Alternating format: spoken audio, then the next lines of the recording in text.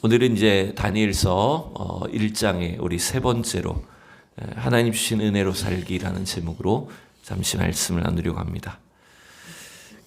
우리는 지금 다니엘서 1장을 통해서 이 다니엘서의 다니엘의 시대적인 배경과 또 그 상황들을 살펴봅니다. 그리고 중심 인물이었던 다니엘과 그의 세 친구를 이제 소개하는 내용을 함께 1장에서 살펴봅니다. 이 다니엘과 그의 친구들은 기원전 605년경에 바벨론 왕 느부갓네살이 예루살렘을 침공했을 때 그때 포로로 잡혀갔던 소년들입니다. 근데 여러분, 단순히 이 소년들이 그런 어려움 속에서, 어려운 환경에서 어떻게 인생을 참 성공적으로 살았나, 그런 모진 환경에서 어떻게 성공자가 되었나, 단순히 이런 영웅적인 인물들을 보려고 하는 것이 아닙니다. 이 바벨론은 그 당시 유대인들에게 있어서 하나님이 없는 세상, 하나님을 전혀 인정하지 않는 세상이었죠. 그 속에서 우리 신앙인들이 어떻게 믿음을 지킬 수 있을까? 하나님을 인정하지 않는 세계 속에서 어떻게 그리스도인들의 믿음을 지키며 살아갈까라고 하는 그 철저한 믿음의 투쟁을 보여주는 것입니다. 그리고 그들 뒤에 역사의 배후에 계셨던 주권자 하나님이 어떤 분이셨는가라고 하는 것들을 이 다니엘서는 우리에게 보여주고 있습니다.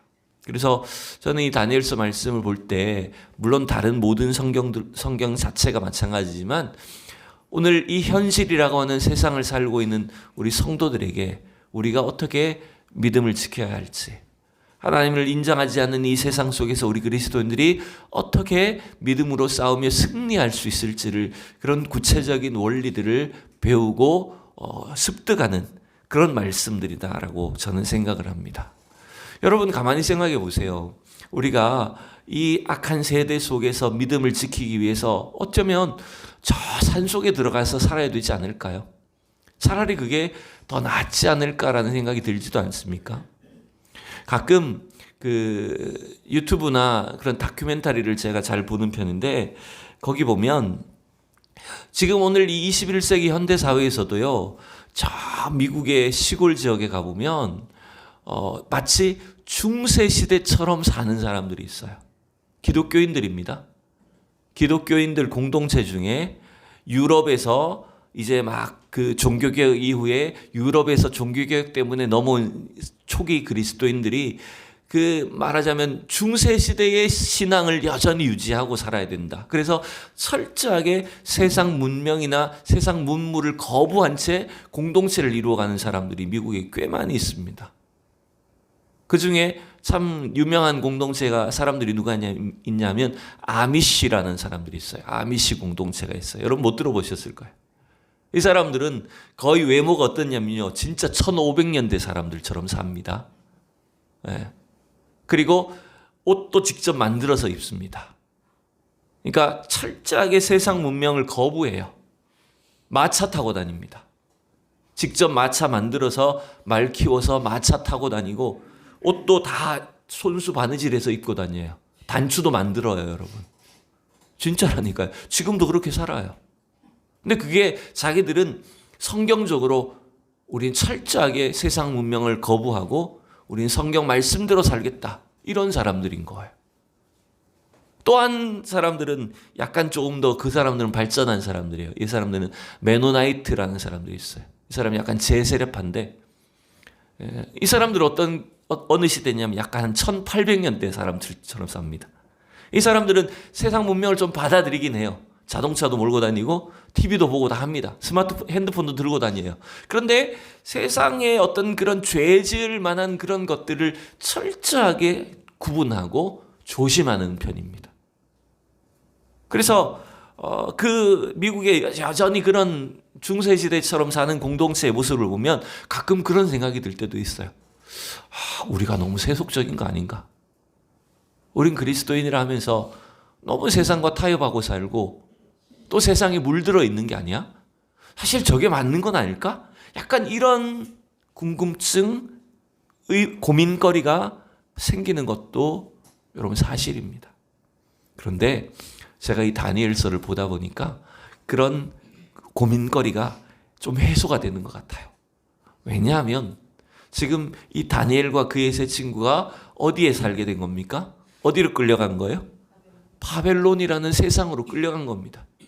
하나님이 없는 완전히 세속 도시로, 하나님을 믿지 않는 세상의 환경 속으로 끌려간 겁니다. 그것이 자신들의 의지 때문은 아니지만 어쩔 수 없이 그곳에 살아요.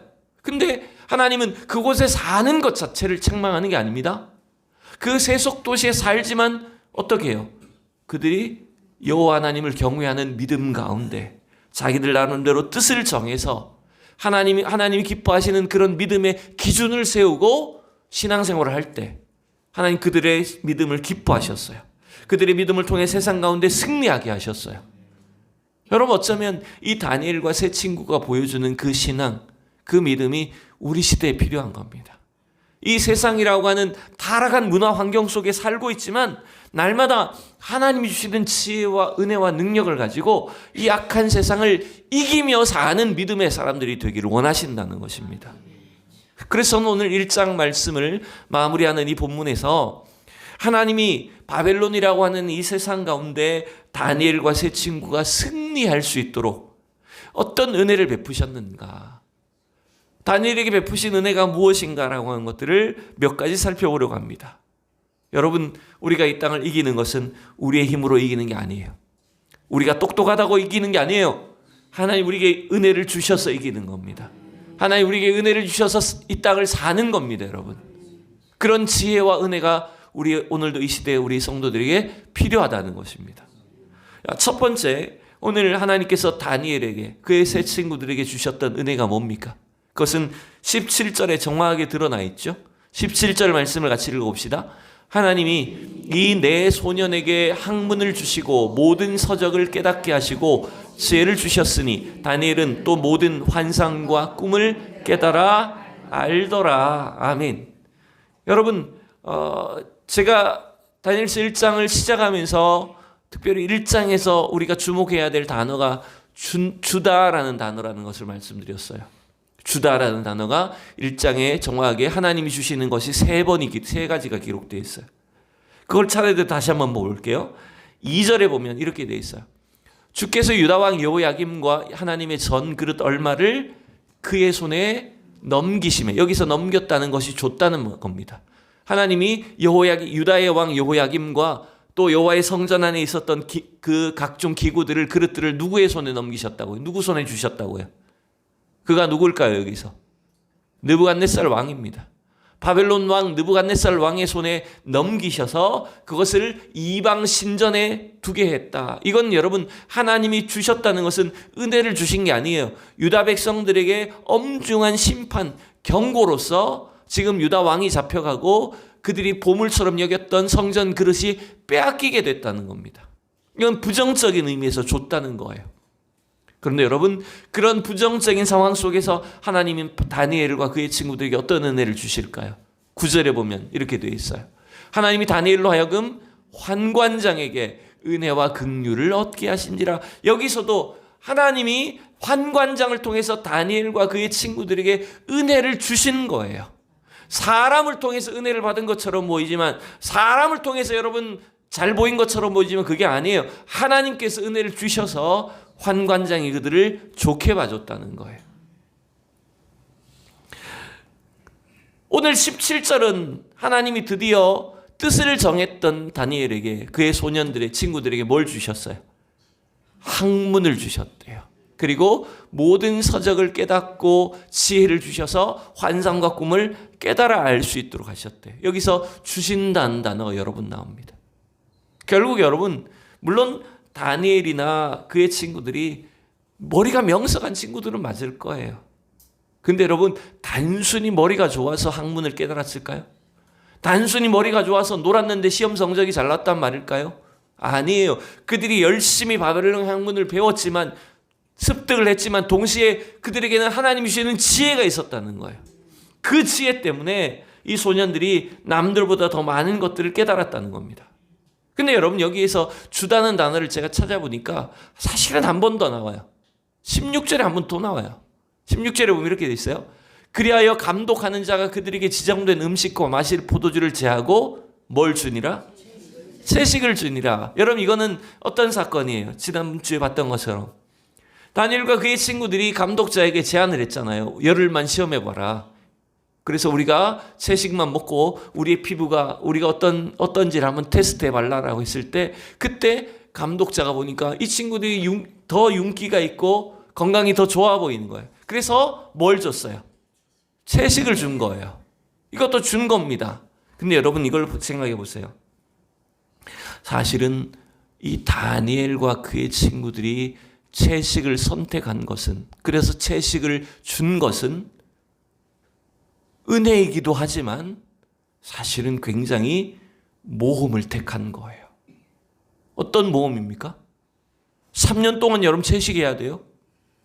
그러면 자칫 느부갓네살 왕에 의해서 이 소년들의 어떤 왕의 명령을, 왕이 주는 음식을 거부하고 왕의 명령을 어긴 것이 발각되면 어떤 일이 생길까요?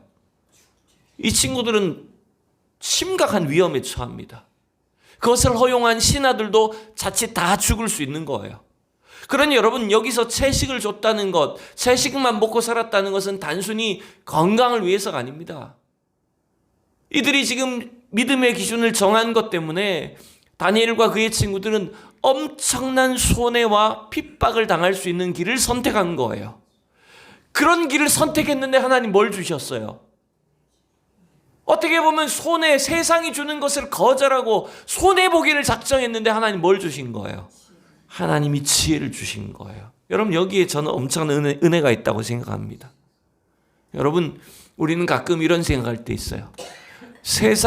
나는 세상이 주는 것과 같은 어떤 이익이나 유익이나 또 그런 혜택을 받지 못하고 자랐다고 해서 나는 내 인생이 좀 손해를 봤어. 난 남들보다 더 뒤처졌어. 이렇게 여러분 생각할 때가 있다는 겁니다. 근데 여러분, 이걸 보십시오. 하나님의 백성들에게는 세상에서 얻는 그런 이익이나 혜택이나 교육이 없다고 할지라도, 물질적인 이득이 없다라고 할지라도 하나님을 향한 믿음과 그 사랑을 주실 때 하나님 한 분만 바라보게 하심으로 주님이 그들에게 주시는 지혜의 보화가 있는 거예요. 여러분, 이게 영적인 축복입니다. 이게 엄청난 은혜예요. 그래서 여러분, 절대로 우리가 지금 겪고 있는 손해나 어려움이 여러분 이게 부정적인 것만이 아니라는 것을 여러분 믿으셔야 됩니다. 다니엘과 그의 친구들이 소년의 나이에, 어린 나이에 가족들로부터 헤어지고 바벨론에 여러분 포로로 끌려간 것 얼마나 비참한 일입니까? 여러분, 남자들이 20살에 군대만 가도 여러분 어떤 심정이었을까요? 지금은 좀 덜합니다만 지금 아이들은 뭐 그런 심정 없을 거예요. 근데 예전에 어때요? 20대 초반에 한참 이제 막 청춘의 나이에 군대 2년 3년 끌려가면 어떤 생각이 듭니까? 진짜 어디 구속되잖아요. 영장 나와서 구속되는 것 같잖아요. 내 청춘, 내 인생 너무 아깝게 느껴지고 손해보는 것 같고, 그죠? 근데 여러분, 그런 불리한 상황을 하나님 놀랍게도 역전시켜 주셔서 도리어 하나님 주시는 참된 지혜와 능력으로 세상을 이길 수 있게 하신다는 거예요. 여러분, 이게 지금 다니엘과 그의 친구들에게 주셨던 하나님의 놀라운 은혜다라고 하는 걸 여러분 기억하셔야 돼요. 여러분, 우리가 얻어야 되는 축복은, 우리가 얻어야 되는 복은 세상이 주는 게 아닙니다. 세상에서 얻는 것이 우리의 복이 아닙니다. 하나님이 주시는 것이 우리의 복입니다. 하나님께서 우리에게 지혜의 복을 주셔야 합니다. 우리에게 이 세상을 이기고 분별할 수 있는 능력을 주셔야 됩니다. 그런 축복을 받기를 여러분 소망하셔야 됩니다.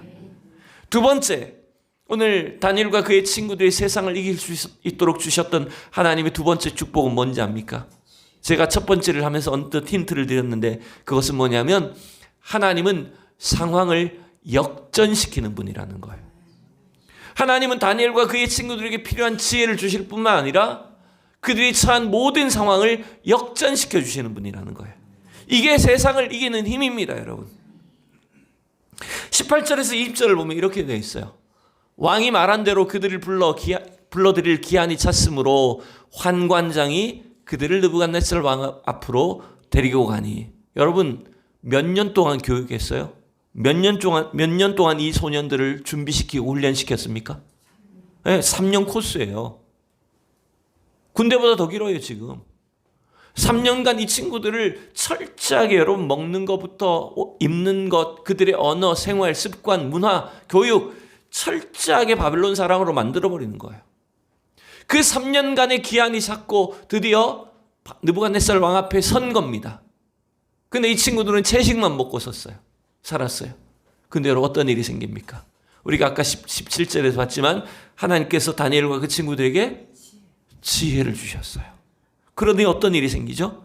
왕이 그들과 말하여 보니 무리 중에 다니엘과 하나냐와 미사엘과 아사랴와 같은 자가 없으므로 그들을 왕 앞에 서게 하고, 이 같이 훈련을 받은 친구가 몇 명이었는지는 모릅니다.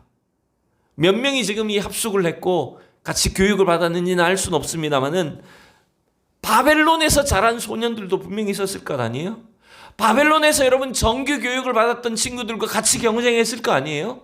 근데 어떤 일이 생겼죠? 포로로 끌려온 아이들이 놀랍게도 누구보다도 뛰어납니까? 20절에 보세요. 20절 같이 읽어봐요.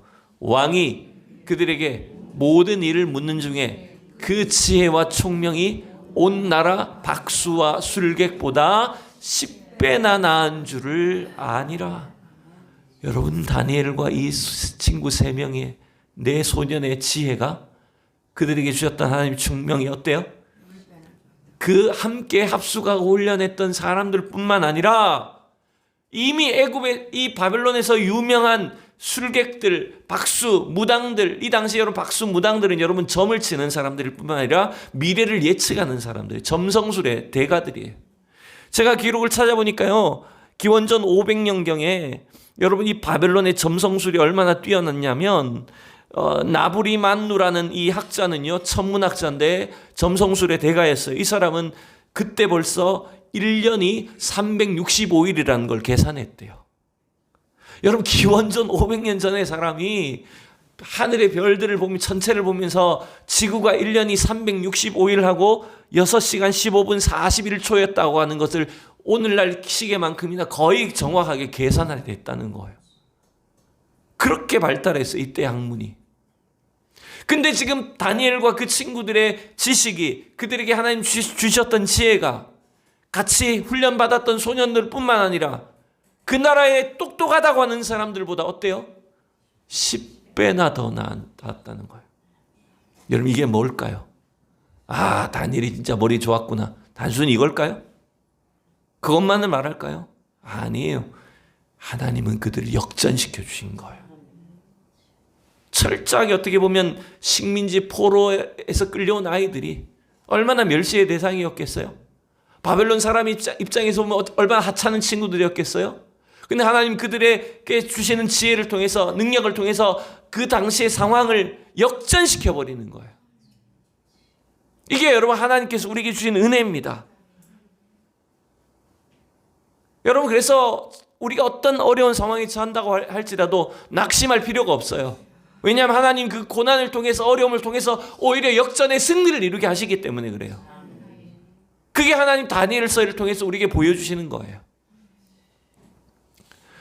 열왕기하 5장에 가보면 엘리사 선지자 시대에 이런 일이 있죠. 이스라엘을 괴롭히던 아람 나라의 장군 나아만이 문둥병에 걸립니다. 그죠? 근데 그 나아만 장군이 문둥병에 걸려서 그 문둥병을 고치려고 엘리사 선지자에게 찾아오는 장면이 나와요. 그게 어떻게 그 일이 가능했을까요? 그 나아만 장군의 집에 누가 있었을까요? 그렇죠. 이스라엘에서 게하시는 엘리사의 종이고, 게하시가 그 집에 있었던 건 아니고요. 이스라엘에서 끌려갔던 소녀 한 사람이, 어린 소녀가 그 집에 종살이를 하고 있어요. 여종이었어요. 그 아이의 입장에 생각해 보세요. 얼마나 비참한 운명입니까? 외국의 남의 나라에 이 어린 나이에 종으로 팔려간 거예요. 노예가 되었어요. 밤마다 눈물 짓고 살지 않았을까요? 보고픈 엄마를 못 보니까 얼마나 울면서 고난의 세월을 살았을까, 이 아이가. 그런데 여러분 그 어린 여자의 아이의 마음속에 뭐가 있었을까요? 우리 민족 이스라엘의 하나님은 어떤 질병도 고치시는 분인데 우리 이스라엘의 선지자 엘리사 선지자한테 가면 나병도 나을 수 있는데 이 믿음이 있었던 것 아닙니까?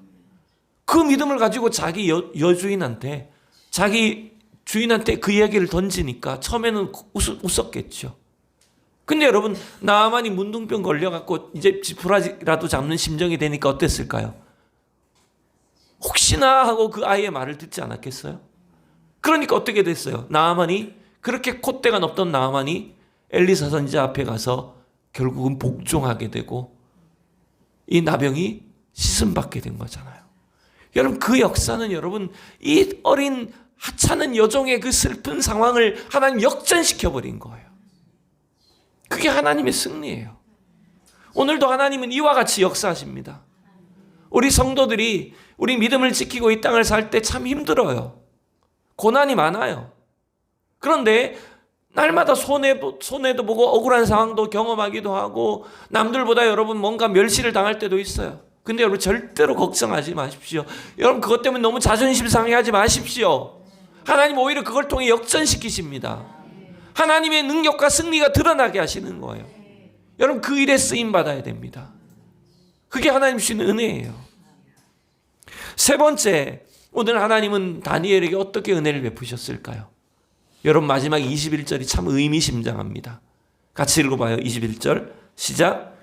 다니엘은 고레스 왕 원년까지 있으니라. 아멘. 여러분 이 구절은 참 짧고 별 의미 없어 보이지만 굉장히 희한한 구절입니다. 왜 그럴까요? 분명히 1장은 다니엘서 1장은 기원전 605년경에 숫자를 좀 생각해 보세요. 기원전 BC 605년경에 바벨론으로 끌려간 다니엘과 그의 친구들의 이야기로 시작했어요. 근데 다니엘이 몇 살까지 살았는지는 기록하지 않지만 갑자기 아직 다니엘서가 한참 남았는데도 불구하고 1장 제일 마지막 절에 다니엘은 언제까지 있었다고요? 고레스 왕 원년까지 있었다라고 기록을 합니다. 여러분 이게 몇 년 차인지 압니까? 고레스 왕이 왕위에 선 것은 기원전 539년입니다. 그러면 605년에 끌려가서 539년까지 있었다. 그가 계속해서 궁중에서 일했다라고 하는 것은 무려 여러분 60년 넘게 65년 넘게 다니엘은 그 바벨론 땅에 있었다는 거. 근데 그건 그냥 바벨론도 아니에요. 왜냐하면 바벨론은 이미 멸망합니다. 그 사이에. 바벨론 멸망하고 그 사이에 중간 메대 제국이 나타나고 그 후에 페르시아 제국이 나타나요. 고레스는 페르시아 왕입니다. 나라가 계속 바뀌어요. 근데 어떻게 했다고? 다니엘은 계속 있었다고요. 그게 뭘까요? 아, 저 다니엘이 처세술이 뛰어났구나. 여기도 잘 빌붙고 정권이 바뀌어도 잘 살아남는 아주 철새였구나. 철새 정치인이었구나. 이런 의미입니까? 아니에요. 하나님이 다니엘을 나라가 무너지고 세워지는 상황 속에서도 하나님 다니엘을 지켜주셨다는 거예요. 다니엘을 보호해 주셨다는 거예요. 그게 승리의 요인입니다. 다니엘이 만약 15살에 끌려갔다면 이때 다니엘은 몇 살이냐? 80살이 된 거예요. 여러분 이 고대 시대에 80살까지 사는 게 얼마나 희귀한 일이었을까요? 나라가 여러 번 바뀌고 세상이 뒤집어지는 상황 속에서도 그렇게 강력해 보이던 바벨론 제국이 흔적도 없이 사라졌지만 하나님의 사람 다니엘은 하나님이 함께 해주셔서 그 격변의 시기에 끝까지 버티고 설 수 있었다는 거예요. 여러분 우리는 이걸 기억해야 됩니다. 하나님은 하나님의 사람을 지켜주십니다. 여러분 아무리 세상에 강력한 힘도 강력한 권력도 나라도 하나님이 함께 하시지 않으면 금방 무너집니다. 그게 느부갓네살 왕의 꿈 아니었습니까? 2장에 가보면 머리는 금이고 몸통은 은이고 철이고 동으로 되어 있는 그 신상이 어떻게 돼요? 금방 부서져 버립니다. 그것처럼 세상 나라는 아무리 강해 보이고 견고해 보여도 하나님의 심판 앞에 다 무너질 수밖에 없어요. 근데 그 심판을 견디는 건 딴 게 아닙니다. 성도의 믿음입니다. 이 악한 세대 속에서 하나님을 향하여 견고한 신앙을 갖고 있는 우리 성도들의 믿음을 하나님이 지켜주시고 그들을 보호해 주셔서 여러분 이 세상 속에서도 승리하는 믿음이 되게 하시는 줄로 믿습니다. 여러분 오늘 우리에게 이런 은혜가 필요합니다. 여러분 세상을 이기는 건 제가 아까도 말씀드렸습니다마는 우리의 힘이 아닙니다. 내가 똑똑하고 잘나서 이기는 게 아닙니다. 우리가 돈이 많다고 승리할 수 있는 게 아닙니다. 하나님의 은혜로만 이기는 겁니다. 어떤 은혜가 필요합니까? 하나님 다니엘과 그의 친구들에게 베풀어 주셨듯이 우리에게 지혜를 주셔야 됩니다. 두 번째, 여러분 상황을 역전시켜 주시는 하나님의 은혜가 필요합니다. 우리가 끝까지 믿음을 붙잡고 주님을 의지할 때 하나님은 그 상황을 반드시 역전시켜 주십니다. 마지막 세 번째, 하나님은 우리 성도들을 끝까지 보호하여 주십니다. 이 격변하고 요동하는 엎어지는 세상 속에서도 하나님은 우리 성도들과 함께 해주시고 그들을 지켜주셔서 여러분 이 세상 나라 가운데 승리하는 믿음의 사람들이 다 되게 하실 줄로 믿습니다. 여러분 이러한 은혜를 우리 교회, 우리 성도들이 다 누릴 수 있도록 이 저녁에 여러분 짧게라도 함께 기도하고 주님의 은혜를 체험하는 우리 모두가 되기를 소망합니다.